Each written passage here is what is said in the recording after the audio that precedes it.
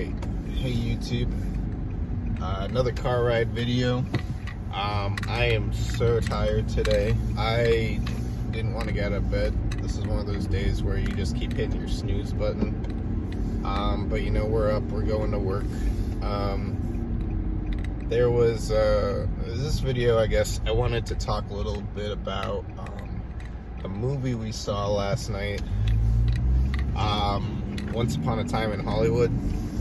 And I don't know, so I want to give like an honest opinions review of it, but I also want to preface that, you know, I'm in the car driving. I just woke up. I didn't even, you know, there's no scripts. I am probably missing out a lot of things. This is almost like a word vomit, just diary entry I would put in about, you know, why I don't really like the movie. But here we go. So, like, I think I understand the vision of the movie. I could be wrong, but I think it's kind of like this movie where it's kind of like this. Well, to start with the obvious, there's a historical event where Sharon Tate was killed by Charles Manson, and she was pregnant, and there were like 3 friends there, and this is sort of like a alternative fiction sort of work where it's like, what if that didn't happen? And the big aha moment, and you know, sorry for spoilers, but like that's pretty much the entire, like, if you don't know that this is what the movie's about, I guess, then you aren't gonna really get the movie anyway, because like that's the whole punch in the movie. It's this whole, like, you know, sorry, I'm just looking for cars. It's this whole, like, the people in the movie are just living their lives. The Charles Manson family kind of comes into the picture. They have this kind of desire to just kind of kill people because Charles Manson told them to. And I don't know, the setup for them, I guess, yeah, so pretty much the movie is just about, you know, the historical event, alternate string theory thing, what if this happened instead. The whole build-up for the movie, so this is an event. It takes about 2 hours and 10 minutes, I'd say, to build up to this moment. And it's kind of this slugfest. Like, I feel like it's an either you love it or hate it kind of build-up. The build-up to it is pretty much about Leonardo DiCaprio's character, who is kind of this, I wouldn't say washed up actor, but he's kind of old in the business, and it doesn't look like he's really going anywhere that he wants to go. And I almost feel like this is sort of this analogy. This is how I interpreted it. But like, I was hearing that like this was like Quentin Tarantino's, you know, swan song film. Probably isn't, but I was just hearing like rumors of like a swan song film. And so, I'm not saying that Quentin Tarantino is washed up. I think he's a great, talented director. But I think that the whole, like, it felt like an analogy for, like, being in the business for a long time, and then the little girl seeing this young talent kind of come in, and kind of just being, like, so impressed with the young talent that you, I mean, you still do a good job, and the young talent is still like, wow, you're a good actor at some points. But just kind of this feeling of paying homage to Hollywood, saying goodbye to Hollywood. That's kind of like what the vibe I was getting the entire time. It was just kind of like, and this might be a personal thing, but it just didn't really like hook me in that much. I felt like there were a lot of good ideas. I really liked when they were filming the scenes in the like Western thing where Leonardo DiCaprio was playing the bad guy Caleb. And it's kind of like this meta thing where, like, you're watching a movie get filmed within a movie, and Leonardo DiCaprio is just going off on his lines, and he's doing a really good job, and then he just, like, forgets his line. I think, like, those, and they have to, like, kind of reverse the thing and, like, redo the whole thing, and it feels like it's in one take. I don't know, I feel like that's a pretty cool, like, scene, but I don't think that, you know, that makes the movie. I think that the entire time I was just waiting for something to happen.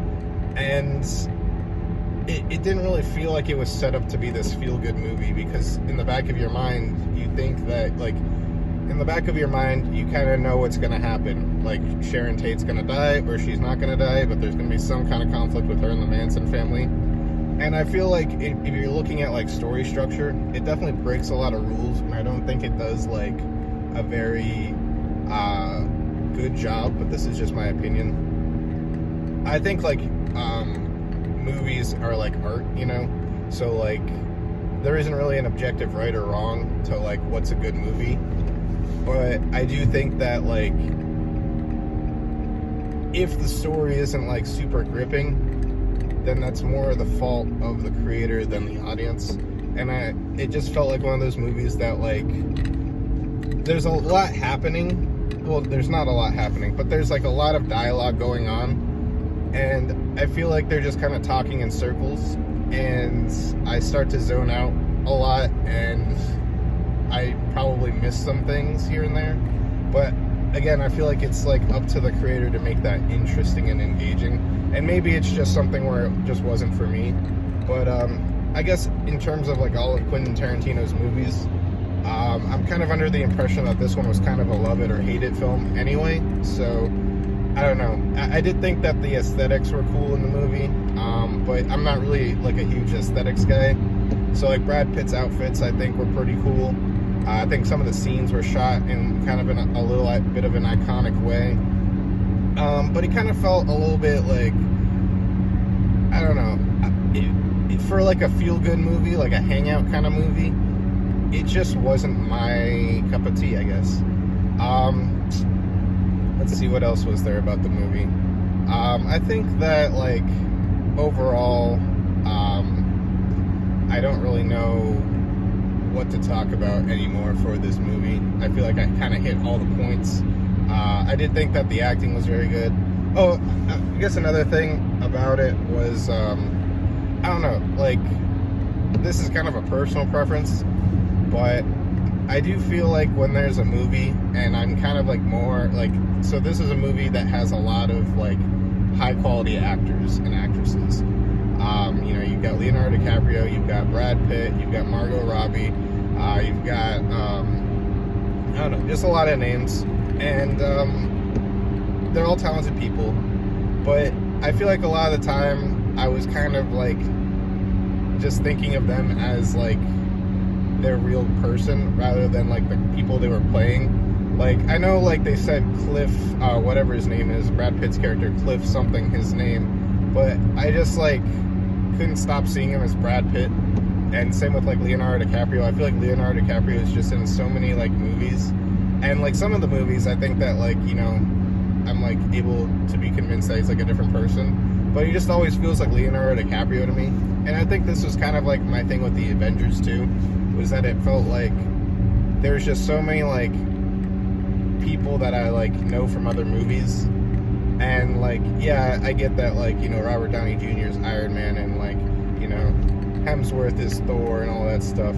But, like, I think, like, just hiring a bunch of, like, big name people like that, and then, like, you know, slapping, you know, Quentin Tarantino's name on it and be like, oh, it's a Quentin Tarantino movie, that sort of almost aids to the, it's almost like branding, you know, like, if,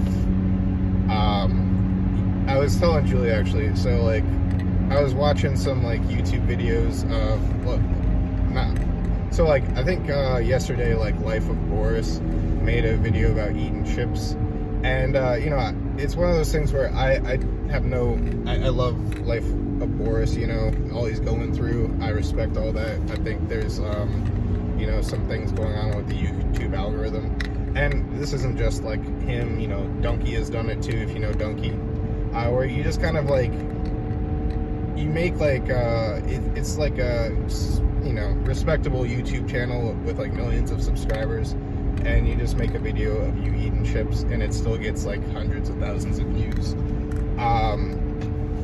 That's kind of, like, what this movie felt like to me.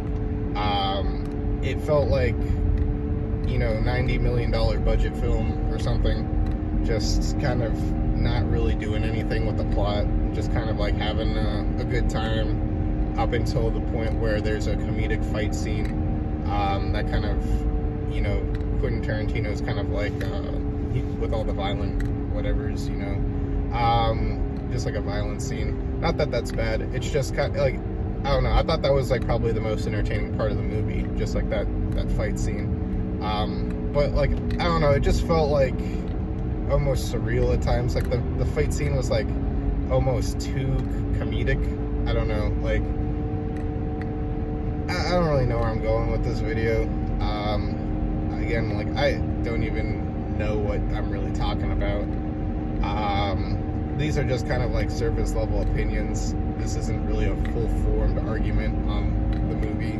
Ultimately, I think, it's fine to make a movie. There's a lot of good ideas in the movie. Not my favorite movie. I think also that it's 3 hours long, or 2 hours and like 40 minutes or something. It's kind of like, I don't know, just like it just goes on and on. No hard feelings or whatever if you do like the movie. But yeah, it's just like, I don't know, I don't have enough to talk about this morning to really like finish this video up too early, and I just feel tired, and this is all I could really think about to talk about today. So yeah, I guess I'll see you next time. Later days.